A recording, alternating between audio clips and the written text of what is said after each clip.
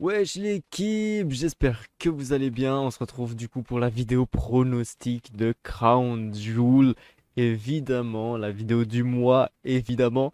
Juste avant de commencer en vrai le prono, j'ai fait un live booking en fait hier. Donc si vous voulez voir un peu le booking que je mettrai derrière Crown Jewel, moi personnellement, la rediff est sur ma chaîne Twitch, lien dans la description, vous allez Twitch, hop.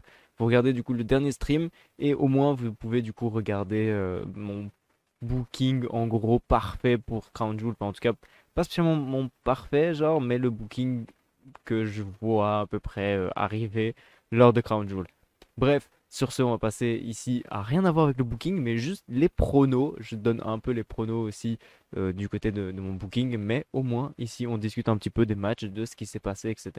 Et de la hype qu'il y a aussi derrière les matchs. Là où dans le booking, en vrai, je vous mets carrément le temps des matchs que je pense potentiellement et la note que ça prendra. Allez voir le booking si vraiment vous avez envie. De base, je vous le poste sur ma chaîne Twitch, enfin sur ma chaîne YouTube. En tout cas, c'est ce que j'ai fait avec le dernier pay-per-view.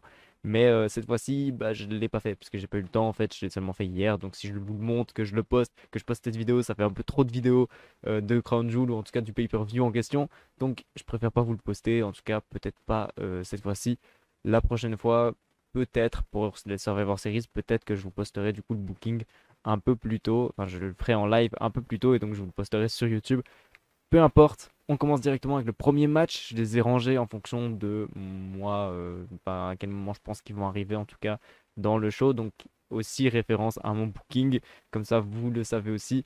Bref, en tant que premier match, j'ai mis Jay et Jimmy Uso contre Ridge Holland et Butch. C'est un match du coup pour les titres tag team incontestés, donc les Raw et les SmackDown. Ce match-là, en vrai, je ne mise pas énormément derrière ce match. On sait très bien que les Usos vont conserver leur titre, évidemment, ça ne va pas se terminer ici. On sait que le New Day veut un petit peu rajouter du peps derrière ça et bah, ils veulent pas que les Usos battent leur record. Donc j'imagine que le New Day sera potentiellement, je ne sais pas s'ils sont du voyage en tout cas en Arabie Saoudite, mais potentiellement une arrivée du New Day qui viendrait un petit peu foutre la merde et la Bloodline qui viendrait bah, sauver les Usos, donc Sami Zayn et merde, et Solo Sikoa qui viendrait du coup sauver les Usos du New Day et qui du coup ça profiterait potentiellement vu que l'arbitre a le dos tourné, les Usos vont tricher et vont réussir du coup à battre Ridge Holland et Butch. Je crois pas que ça sera un finish clean puisque je sens que ça va arriver le Uso, les merde, je sais plus c'est quoi leur nom, les Brawling Brutes, donc les Usos, les Brawling Brutes contre enfin et le New Day du coup dans un match triple threat. Je pense que ça va arriver, donc c'est pour ça que je préfère juste dire. Oula, j'ai cru qu'il y avait un truc sur mon micro, rien à voir. C'est pour ça que pour moi, ça va pas être un finish très clean. On va pas genre passer à autre chose et oublier du coup les Brawling Brutes. Je pense que les Brawling Brutes vont rester dans l'équation pendant un petit moment, mais évidemment sur ce match-là, victoire des Usos. Deuxième match, du coup, on a le match tag team pour les titres tag team féminin, évidemment, entre Asuka et Alexa Bliss contre Io Sky et Dakota Kai. Évidemment, il faut pas se tromper, parce que c'est un peu compliqué, Sky, Kai, un peu chaud, mais vas-y, moi je me trompe pas sur ça. Là, par contre, c'est compliqué, c'est vachement compliqué, parce que Triple H, il aime bien avoir des longs règnes en soi, tu vois. Donc là, est-ce qu'on va vraiment faire en sorte que Asuka et Alexa Bliss, ils possèdent le titre seulement pendant genre 5 jours? 6 jours? Non, parce qu'en fait, en vrai, ça sera du coup de lundi, puisqu'ils ont remporté les titres lundi. Donc de lundi à samedi, est-ce qu'on va vraiment... Triple H va vraiment faire ça? Parce que vraiment, s'il fait ça, si les titres rechangent demain, aïe, je suis pas fan. J'aime pas le feed. Genre, moi, j'appelle clairement ça du feed. Vraiment. C'est genre, on nourrit les stats. Vraiment. Genre, on va faire dépop la ceinture. On la fait repop de l'autre côté. Hop, on échange comme ça la ceinture toutes les semaines. On sait jamais. Et pour moi, ça, c'est juste du feed. C'est vraiment juste pour donner, c'est la ceinture genre plusieurs fois et qui potentiellement du coup Damage Control serait la première team à avoir 3 fois les titres par équipe. potentiellement être la personne, enfin la team la plus titrée. Maintenant, Alexa Bliss est la personne la plus titrée tag team. Là, par contre, c'est sûr 100%. On le sait. D'ailleurs, je sais pas pourquoi ça n'a jamais été drop. Parce que vraiment, c'est la troisième fois qu'elle a les titres et je pense pas que quelqu'un d'autre. Ah, si, Asuka l'a déjà aussi. Mais du coup, c'est Asuka. C'est Asuka la meuf la plus titrée tag team. Oh, oh mon dieu. Attendez, vraiment, pour ne pas dire de conneries, je vais quand même faire la recherche. C'est effectivement Asuka qui a son troisième règne. Et Alexa Bliss qui a son troisième règne aussi. Pareil du coup que Nikki ASH et Sasha Banks. Qui sont à leur troisième règne. Ok. Par contre, en tout cas, vraiment, bah, les plus titrés jours combinés, par contre, c'est vraiment Asuka, du coup, qui devient vraiment la plus titrée, genre, enfin, en tout cas, en jour combiné, c'est vraiment celle qui a tenu le titre le plus longtemps, vu que c'est son troisième règne. Donc, du coup, ça veut dire qu'elle a eu un seul règne avec les Kabuki Warriors, en fait. Kairi Sane, une fois. Oh, ça, par contre, je savais pas. Mais du coup, Alexa Bliss, elle a remporté deux fois avec Nikki Cross, Nikki SH, et du coup, une fois maintenant avec Asuka.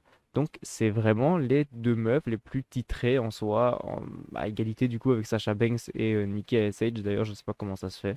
Sasha Banks, elle a remporté avec qui? Je sais pas.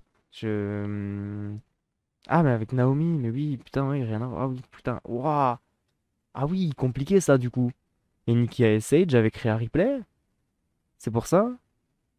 Je sais plus. Bref, ça reste quand même les meufs qui restent les plus titrées en soi. Là où bah, Io Sky et Dakota Kai sont seulement un règne. Maintenant, ce qu'on va faire de Io Sky et Dakota Kai, donc Damage Control, les meufs les plus titrées, la team les plus titrées en tout cas. Je sais pas, j'ai pas trop envie de les feed comme ça, j'aime pas ça. Donc pour moi, le meilleur, en tout cas dans cette storyline, ça serait vraiment de faire en sorte que Alexa Bliss et Asuka conservent leur titre, qu'elles continuent à être championnes par équipe, en tout cas jusqu'à Survivor Series. À Survivor Series, on se fait un Bianca Belair, Alexa Bliss, Asuka, Candice LeRae contre du coup Damage Control, donc Bayley, Dakota Kai, Io Sky et Nikki Cross, qui a l'air d'être un peu plus du côté de Damage Control que du côté de Bianca. Donc vraiment, si on fait ce 4 contre 4 là, lors de Survivor Series Wargame, je pense que ça peut être vachement intéressant. Et donc après ça, après les Survivor Series, tu fais drop, évidemment, tu le remets, enfin, tu remets les titres sur Damage Control, mais au moins voilà, elle reste quand même pendant quelques mois. Pendant un mois en vrai. Un mois, ouais, je pense, hein. Parce que je sais plus c'est quand Survivor Series, mais c'est vachement. Enfin, c'est bientôt aussi, non, je crois. J'avais en tête comme de quoi c'était relativement tôt le Survivor Series aussi. Et j'ai peut-être pas l'annonce, du coup, j'ai peut-être pas le. C'est peut-être pas noté ici. C'est pas noté dans mon calendrier, donc je saurais même pas vous dire quand est-ce que c'est Survivor Series. Mais je pense que oui, au moins elle conserve les titres un petit peu de temps et donc c'est plutôt cool. Histoire de juste feed comme ça, là, ça va me rendre dingue si juste ça feed. Et imaginez vraiment, on refait la même chose qu'avec le titre de Raw avec Sasha Banks et Charlotte Flair, où on fait en sorte que du coup, bah, Alexa Bliss et Asuka ils remportent à Raw les titres. Puis ensuite, lors du pay-per-view, Damage Control les récupère. Puis ensuite, on refait gagner les titres à Asuka et Alexa Bliss à Raw. Pour un Survivor Series, Damage Control récupère. Genre, imaginez vraiment, on finit sur ça. Je vais péter un plomb. Vraiment, si on est en feed comme ça, là, ça va me faire chier. Donc, je vais quand même miser sur une victoire de Asuka et Alexa Bliss, pour moi. Même si Damage Control m'étonnerait pas. Mais je pense que c'est plutôt intéressant. Et en plus, elles ont tellement de charisme. Mais Alexa Bliss, elle a trop de charisme. S'il vous plaît, donnez-lui un titre. Laissez-la avec le titre tag team. Ou donnez-lui un titre principal. Parce que vraiment, la meuf a trop de charisme. Elle est trop stylée. Je l'aime trop. Voilà. Même si elle a pas de personnage, en fait, elle est trop stylée. Elle a trop de charisme. Genre, vraiment, sa dernière promo. Déjà, son arrivée in-ring, ça pue le charisme déjà de base. Et puis sa promo où elle regarde Facecam vraiment dans les yeux et elle dit ouais, je veux un match tag team enfin, pour les titres tag team aujourd'hui. Genre, elle est incroyable. Cette promo, elle est incroyable. Elle pue le charisme de fou. Donnez plus de temps à Alexa Bliss et donnez-lui un personnage. Donc voilà, j'ai misé sur Alexa Bliss et Asuka pour ce match-là. Et donc, troisième match, on a le fameux choc des Titans Omas contre Braun Strowman. Sur ce match-là, franchement, hein, si c'est une victoire de Omas, je pète un plomb. Vraiment. Si Braun Strowman ne remporte pas, je pète un plomb. Parce qu'en fait, on a à peu près deux mecs incroyables. Par contre, si vous n'avez pas vu la pesée qu'il y a eu, d'ailleurs, je sais plus comment ça s'appelle, c'est une conférence de presse avant Crown Jewel. Si vous n'avez pas vu la pesée, vraiment allez la voir. Je sais pas si on va nous la remontrer pendant le pay-per-view. Si on nous la remonte pas, ils sont trop cons, parce que vraiment, elle est incroyable. Genre, le face-off entre les deux, c'est tellement monstrueux, mais genre réellement, que genre, c'est incroyable. Allez voir ça, juste pour juste passer un coup d'œil, mais allez voir quand même. Pour ce match-là, en vrai, moi, je mise clairement sur un Braun Strowman, puisque Omas pue la merde, mais vraiment, in-ring, c'est vraiment pas fou. Donc, vraiment, Strowman, lui, il déchire. Faut le mettre en position de main eventer pour aller chercher potentiellement un Roman Reigns bientôt. Pourquoi pas, tu sais, juste vraiment que ça soit une menace un peu pour Roman Reigns. Peut-être pas réellement le mettre directement dans le titre, mais pourquoi pas vraiment avoir, ou pourquoi pas aller chercher Walter en vrai, parce qu'il avait dit qu'il voulait grimper petit à petit. Peut-être que le but de grimper petit à petit, c'est aller chercher Walter, aller chercher le titre intercontinental avant d'aller chercher Roman Reigns. Ça peut être possible et ça peut être intéressant. Le Walter Strowman, perso, ça me chauffe. Ça me chauffe de fou. Voilà. Donc pour moi, victoire de Braun Strowman pour ce match-là, parce que j'aime pas au masse. Bref, quatrième match, on a le match qui vraiment... Ah il m'intéresse pas, quoi. On a un level de hitro, là. Là, on est vraiment dans du hashtag sert à rien. On a le DOC contre le Judgment Day. Voilà. Donc AJ Styles, Luke Gallows et Carl Anderson contre Finn Balor, Damian Priest et Dominic Mysterio. Vraiment, je m'en fous de ce match. Et je pense que le Judgment Day va remporter le match parce qu'il leur faut pas mal de momentum. Histoire de. Bah, évidemment, on s'attend. Beth Phoenix, Rhea Ripley, on le veut. Donc voilà, Beth Phoenix, Edge, avec je sais pas qui à leur côté. Mais ça sera sûrement pas le Dio aussi. Donc voilà. Je sais pas comment ça va se passer en tout cas de ce côté-là. J'imagine que ça va être un bon match assez technique. On a quand même des mecs qui savent catcher de fou. Maintenant, dit aussi, il n'y a absolument aucun momentum derrière. Les mecs, ils font que de perdre depuis qu'ils sont arrivés. Donc, pas des masses intéressants. Voilà, c'est pas ouf. J'imagine Rhea Ripley va faire en sorte que le Judgment Day remporte le match. Et donc, victoire du Judgment Day, évidemment. On passe au cinquième match de la soirée. Karrion Kross et contre Drew McIntyre en match Steel Cage. J'allais dire Elina Cell, rien à voir. C'est juste un Steel Cage match. Pourquoi? Pour ne pas que Scarlett intervienne. Mais dans les Steel Cage match, il y a toujours quelqu'un qui intervient en fait. Genre vraiment. Genre, je sais même plus. Je crois que c'était Kevin Owens contre Roman Reigns, où Jey Uso est venu menotter Kevin Owens. Même le dernier match avec Steel Cage, même s'il n'y a pas réellement eu d'intervention en vrai, mais le Miz Bobby Lashley, bah il y a eu une intervention de Dexter Lumis. Donc franchement, tous les matchs Steel Cage, il y a une intervention. Donc là, évidemment, Scarlett va intervenir. Pour moi, victoire de Karen Cross. Karen Cross en a besoin. De toute façon, il n'y a plus de momentum derrière. Et il n'y a même plus de star power en fait derrière Drew McIntyre. C'est ça un peu le souci, je trouve. C'est vraiment le gars a perdu tout son star power, tout le momentum qu'il avait. Donc voilà. Buildez-nous un Karen Cross. Désolé, Drew McIntyre, tu passes un peu à la trappe, mais désolé. Voilà. Ton moment est passé. Maintenant, on build Karrion Cross pour aller chercher potentiellement les titres de Roman. Pour aller chercher la place de challenger numéro 1. Pas les titres de Roman, parce que ça, je crois pas que c'est atteignable. Bref, victoire de Karrion Cross du coup sur ce match-ci. Et on passe au sixième match de la soirée. Le deuxième gros choc. Le deuxième match où ça va trembler. Où on va sentir des secousses, même chez nous. Le match, Braun. Mais non, Brock. Rien à voir. Brock Lesnar contre Bobby Lashley. Ce qui est fou quand même, c'est que je pense que c'est du WrestleMania, hein. Bobby Lashley au mas. Et Brock Lesnar, Braun Strowman, c'est vraiment genre en 2018 ce qui se passait de mieux, genre. Pas ce qui se passait de mieux, mais en tout cas, il y avait Roman Reigns, Brock Lesnar, Braun Strowman. C'était genre les trois gros monstres, les trois grosses attractions de la WWE. Et là, vraiment, on a un peu un mix des deux. Genre, ça a mixé un peu les grosses têtes.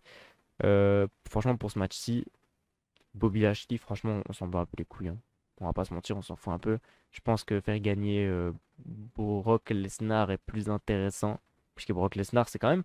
Brock Lesnar, c'est le monstre, c'est The Beast, la bête. C'est genre un gars qui, 2018, 2019 même, était encore genre beaucoup trop puissant. Le mec était imbattable, clairement. Là maintenant, depuis qu'on a Head of the Table, bah, Brock Lesnar, il est un peu passé à la trappe et il perd à peu près tous ses matchs. Donc, ouais, je pense que là, ça serait vachement intéressant de rebuild un momentum derrière Brock Lesnar et de vraiment remettre ce star power de fou comme de quoi il est, mais genre vraiment monstrueuse. C'est vraiment une bête et que il peut battre tout le monde. Je pense qu'il faut aller remettre un peu de momentum derrière Brock Lesnar. Et donc, victoire de Brock Lesnar pour moi. Je pense que c'est la meilleure des solutions, sauf si vraiment tu nous le sors en non contest ce match et que, je sais pas, les mecs ils se tabassent tellement qu'ils sont comptés à l'extérieur ou disqualification, je sais pas, mais ça m'étonnerait. Franchement, en vrai, ça me ferait vachement chier. Je pense que vraiment, juste ça va se terminer en F5, F5, F5, terminé pour Bobby Lashley, au revoir. Et le match va pas durer, je pense, plus de 6 minutes, je pense. Je pense vraiment, si on leur donne plus de 5 minutes, c'est gentil. Je pense que c'est quand même bien de leur donner plus de 5 minutes pour qu'au moins ils puissent être notables sur Cage Match. Parce que sinon, c'est pas notable. Donc, un peu plus de 5 minutes quand même, mais pas plus que 6. Voilà, je pense que 6 on est bien. Ensuite, on passe du coup au septième match, donc l'avant-dernier match, le pré-main event, le Raw Women's Champions, Bianca Belair contre Bayley, et c'est du Last Woman Standing match. Là, je pense qu'on va vraiment avoir un match de malade mental. Dommage qu'on est en Arabie Saoudite. Parce qu'on sait que là, les meufs, c'est pas incroyable. Donc, ouais, j'espère vraiment qu'on va avoir un match de malade mental en vrai, même si ils sont misogynes, etc. Vraiment, faites-nous kiffer, faites-nous rêver, faites des spots de fou. Et je l'ai dit lors de mon booking, mais j'espère vraiment qu'il y aura une intervention du coup de Dakota Kai et Io Sky qui sert à quelque chose cette fois-ci, pas comme le Laders match. Et j'espère vachement du coup qu'il va y avoir une Asuka Alexa Bliss qui vont venir. Et j'ai vraiment envie, vu que c'est un last woman standing, j'ai vraiment envie que ça s'éclate. Mais vraiment que ça s'éclate. Genre les trois meufs, elles s'éclatent de fou. Genre les trois meufs, elles souffrent, elles meurent, elles décèdent. Genre j'ai vraiment envie de voir ça, même s'il y a que eux qui peuvent être comptés. J'ai quand même envie d'avoir un Dakota Kai, Alexa Bliss s'exploser la gueule d'un côté, Io Sky, Asuka s'exploser la gueule de l'autre, et avoir du coup près du ring du coup Bianca Belair et Bayley qui essayent de gagner le match quoi. Mais vraiment avoir tu sais, vraiment tout éparpillé, tout le monde il se casse la gueule chacun de son côté, tu vois. Genre j'ai vraiment envie d'avoir ça, vraiment envie d'avoir un match chaotique de fou comme ça. Ça ferait trop, trop, trop plaisir et évidemment pour moi, on fait remporter Bianca Belair. Même si le Last Woman Standing, ça aide beaucoup pour Damage Control, parce qu'il y a grave moyen du coup que les trois bah, se mettent sur Bianca Belair et du coup fassent perdre Bianca Belair grâce à ça à toutes les trois. Donc il y a grave moyen, c'est possible. Maintenant, je crois que ce spot va arriver où les trois vont se mettre sur Bianca Belair et Bianca Belair va quand même, vu qu'elle c'est DEST, c'est la meilleure de fou, c'est la meuf la plus forte, elle va tout retourner et je pense que Bianca Belair va conserver son titre de toute façon à Crown Jewel. Donc pour moi, victoire de Bianca Belair et on passe du coup au dernier match, le match qui a le moins d'enjeux possible, évidemment le main event, Roman Reigns contre Logan Paul. Et vraiment, on s'en bat les couilles. Genre, on sait très bien que bah voilà, Roman Reigns va remporter le match. Vu qu'il y aura la Bloodline du côté de Roman Reigns, il y aura Jake Paul du côté de Logan Paul. Son frère sera là. Et j'ai trop envie d'avoir un face-off entre Jake Paul et Solo Sikoa par contre. Genre vraiment, j'ai trop envie de voir ce face-off. Mais évidemment, Logan Paul, il va se faire éclater, hein. Il va vachement se faire éclater. Et ce match-ci, j'ai trop envie de le voir, tu sais, comme un Roman Reigns qui domine le match, vraiment, et qui trash talk Logan Paul. en lui disant, tu vois, je t'avais dit, il faut pas venir sur mon terrain, je t'avais prévenu, tu vois, genre, vraiment, comme il le faisait au début, avec Jey Uso, où il lui disait, reconnais-moi, il fallait me reconnaître, tu vois, maintenant t'as vu où on en est à cause de toi, enfin, tu vois, genre vraiment, le trash talk à ce point, comme ça. Je pense vraiment que ça serait très très bon comme match. Mais donc pour moi, évidemment, victoire de Roman Reigns, parce qu'il n'y a aucun moyen que Logan Paul, en fait, chope les deux titres de Roman Reigns, t'imagines? Genre, dans les papiers, la personne qui a enfin, qui a mis fin au règne le plus long du titre universel, j'allais dire interversel, rien à voir, du titre universel, le mec qui a mis fin à ce règne-là, c'est Logan Paul. T'imagines dans les papiers comment... Ah non. Ah non. Non, ça... Ah, ça serait triste. Franchement, je préfère potentiellement que ça soit Goldberg plutôt que Logan Paul. Franchement, je... Ah non, non. Non, non, j'ai pas envie. Donc non, je pense pas que ça va arriver. Évidemment, Roman Reigns va conserver son titre, ses titres même, lors de Crown Jewel. Et il y a la dernière annonce. Bray Wyatt sera à Crown Jewel. Je bois parce que je n'en peux plus. Bray Wyatt sera à Crown Jewel. J'imagine que Bray Wyatt va juste venir sur le ring, nous faire encore son petit speech comme d'habitude. On a un Bray Wyatt qui, là, lors du dernier SmackDown, d'ailleurs, c'est pour ça que je tourne très très tard, d'ailleurs, il est 4h du mat, là maintenant, parce que j'ai regardé SmackDown évidemment avant de faire la vidéo. Donc, effectivement, on a un Bray Wyatt qui est devenu énervé. Genre, il était énervé lors du dernier SmackDown. Grave, grave vénère le petit Bray Wyatt. Et donc, ouais, il a pas trop aimé. Genre, il s'est énervé sur un mec qui lui disait juste un truc, je sais même plus ce qu'il lui disait, genre, mais il l'appelait. Et donc, il s'est énervé. Voilà. Il s'est énervé sur lui, il lui a dit excuse-toi. Et le mec lui a dit excuse-moi. Et donc, Bray Wyatt, il lui a dit désolé, je comprends, je devais pas m'emporter et tout. Et puis il a dit casse-toi, dégage de là, genre. Ok, très bizarre ce qui se passe derrière Bray Wyatt, mais du coup, on a un Bray Wyatt qui est un peu plus violent et donc. Ah, peut-être potentiellement un retour du film, on sait jamais, peut-être ça pourrait arriver, effectivement. J'imagine qu'à Crown Jewel, en vrai, il va juste nous parler de ses démons, qui se bat contre ses démons, et on va avoir Uncle Howdy, ou peut-être un autre personnage qui viendrait, qui ferait son apparition, et qui lui dirait Reveal what you are. Et donc, du coup, quelqu'un qui viendrait lui dire Reveal what you are, peut-être Uncle Howdy, ou je sais pas, un autre personnage peut-être qui viendrait, lui dirait Révèle qui tu es, genre. Et là, Bray Wyatt qui veut pas se bat contre ce démon, Bray Wyatt. Attention. Par contre, je sais pas quand on va le mettre. Parce que, est-ce qu'on met ça en main event, genre à la fin du pay-per-view? Ça veut dire que, après le Logan Paul Roman Reigns, tu mets ça là? J'en suis pas sûr. Je suis pas sûr que c'est le meilleur moment, mais pourquoi pas. Bref, sur ce, du coup, c'est la fin de cette vidéo pronostic. J'espère que ça vous aura plu. Mettez un like, évidemment, et je vous souhaite un bon pay-per-view, un bon PLE évidemment, parce que c'est toujours Premium Live Event, mais non, pour moi c'est non. Pour moi c'est toujours des pay-per-view, j'en ai rien à foutre. Donc évidemment, bon pay-per-view. D'ailleurs, n'oubliez pas, c'est aujourd'hui à 17h. Évidemment, c'est pour ça que je suis à la bourre un peu. Et c'est pour ça que je tourne cette vidéo super tard. Pour pouvoir la poster du coup à midi. Évidemment, comme ça vous pouvez la voir. Et puis ensuite, du coup, le pay-per-view qui arrive à 17h. Donc j'imagine à 16h, il y aura le fameux kick-off. Évidemment, sur ce, je vous souhaite un bon Crown Jewel. J'espère que vous allez pop derrière vos écrans, pas comme le public de Crown Jewel.